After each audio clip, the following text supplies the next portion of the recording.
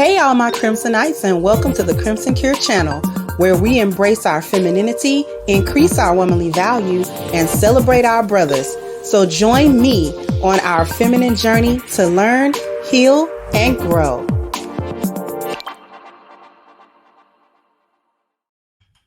Hey there, my Crimsonites, and welcome to the Crimson Cure channel. I'm your hostess, femininity coach, and author of The Crimson Cure, and this is my perspective. So welcome to episode 2 of Comment Section Sunday, where we take a look at interesting comments that are left for me under my videos and live streams.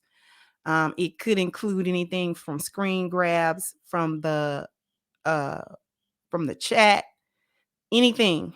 But this one I thought was interesting and worth talking about. Okay, so we got a comment here that says, CC, I really feel that you do a lot of attacking with Black women dating or marrying outside their race. It seems as if you automatically jump to conclusions as if you know their true intentions. And when things don't work out, you attack and say things like, see, I told you you would never be Mrs. Cartwright. My thing is, you don't have that same energy with a Black man dating or marrying outside his race. The only throwback, that you have is she was probably a feminist, but suddenly you don't know his true intent, as if all brothers are being outside their race because of Black women giving them hard times. Again, as I said in my first comment, I feel people do not have any clue on how Hollywood gets down. Not to go into further details, hashtag Snoop Dogg and Martha Stewart. Okay, so let's talk about it. Here's the thing, okay? Let me put that a little bit. Here's the thing.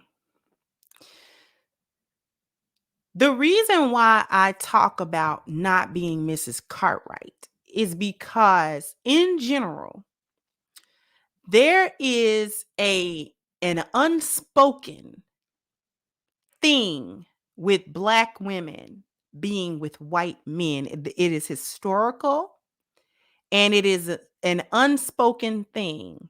And that thing that I'm talking about is this desire to be with white men, specifically in order to attain the femininity, to attain the status, to attain the social regard of white women. Historically, a lot of Black women have felt that being intimate with a white man, being his wife, or even being his mistress, would automatically afford her the same level of respect, regard for her womanhood, regard for her femininity, social status, and standing that white women share. Okay?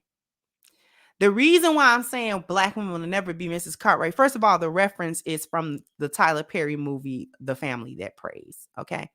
And it was a perfect depiction that Sanaa Lathan's character was the mistress of Mr. William Cartwright. And she thought that she could compete with his wife, Mrs. Cartwright. Okay. She thought that that he would leave his wife for her, and that she was somehow better than his wife because he was cheating on his wife with her, and all of these sorts of things. And within the movie, the Mrs. Cartwright has a short conversation with her and lets her know, I know that you've been his mistress, but what I want to tell you is that you'll never be me. You'll never be Mrs. Cartwright. You won't have what I have. You won't have the access to him that I have. I have paperwork on this man. I have years with this man, and he's not going to leave me for you. You are a fun piece. You were something he was doing, but I'm the wife. I have a status with him that you will never attain. And it wasn't just in the confines of the movie, you won't be a wife because you're the mistress, but also you're not me. A lot of Black women suffer from wanting white femininity, wanting white womanhood.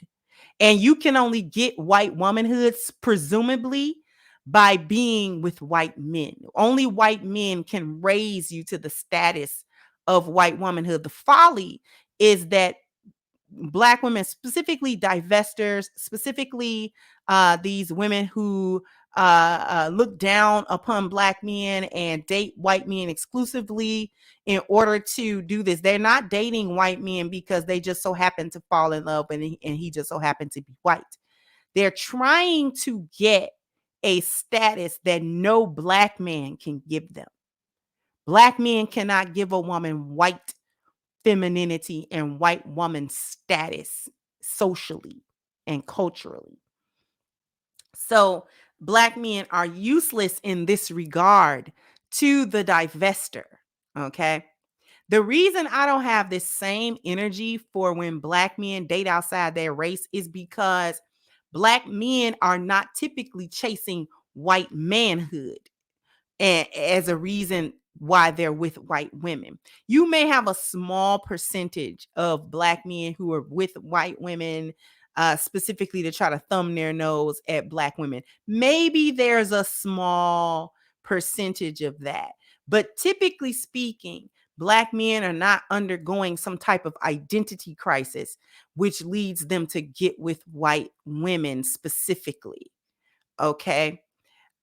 Usually they're not. See, Black men, to my knowledge, don't have a movement of divesting to white women. Like Black women got a whole social media movement about divesting. I have not seen the equivalent on Black men's side. If Black women were just dating outside of their race, minus this desire to try to accomplish a status of being quote unquote Mrs. Cartwright, I wouldn't care about that either. I would say nothing because it would just be a couple and they would happen to be interracial. Interracial dating is not the same as swirling and divesting.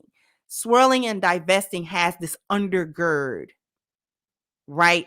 Almost a slave master, a plantation dynamic to it, right? I have not seen as much plantation play on the Black man side as I have Black women, right? There have been one or two instances on social media where it was a Black man with a white woman and they were doing like race play or whatever. And, you know, it was horrible. It was horrible on that end as well, right? It wasn't any better that, you know, he was marrying her and he was playing slave and she was playing the white mistress of the plantation. Like, that's not any better. That's all the same. But like I said, the percentage of Black men doing that you find doing that is very small, right? So even with that, I have not seen a social media movement on or offline where Black men have gotten together and said, we're going to thumb our noses at Black women, specifically by getting with white women. Black women do it. Black women do that. It's a whole divestor thing. It's a whole thing. Like, it's a whole section of YouTube dedicated to it. It's a whole section of Twitter, divestor Twitter dedicated to it, Clubhouse.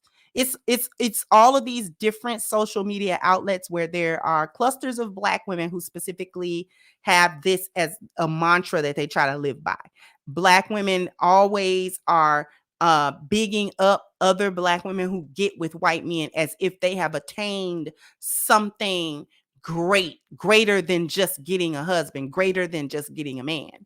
Like, Black women upheld Meghan Markle. Now, any other time, if Meghan Markle was doing something Black women didn't like, she wouldn't be Black, right? But she's Black for the purposes of, oh, she married a prince and he's white, right? She married into the royal family. That's supposed to be a good thing. They upheld Serena because she married a white man, right?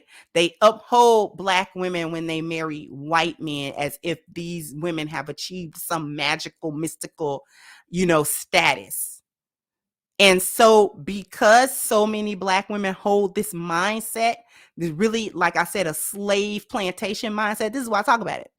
You're not going to be Mrs. Cartwright because time and again, these white men prove that they don't regard Black women the way Black women regard them.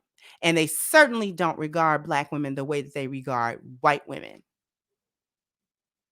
White women will always be better in their eyes than Black women. Always. Their entire mantra and culture is based on upholding the white woman's femininity, her womanhood, and her fertility. So being butthurt about that, that's too bad, so sad. I'm going to keep drilling it that Black women are not Mrs. Cartwright, because you're not. You're not going to achieve white womanhood. I don't care how many times you let the white man that's clapping your cheeks call you an N-word with the hard ER. I don't care how many times you do that. So jump down in the comment section. Let me know what you think. Like, share, subscribe to the channel if you have not. Once again, I'm your hostess, The Crimson Cure, and this was my perspective. Bye-bye, Crimsonites.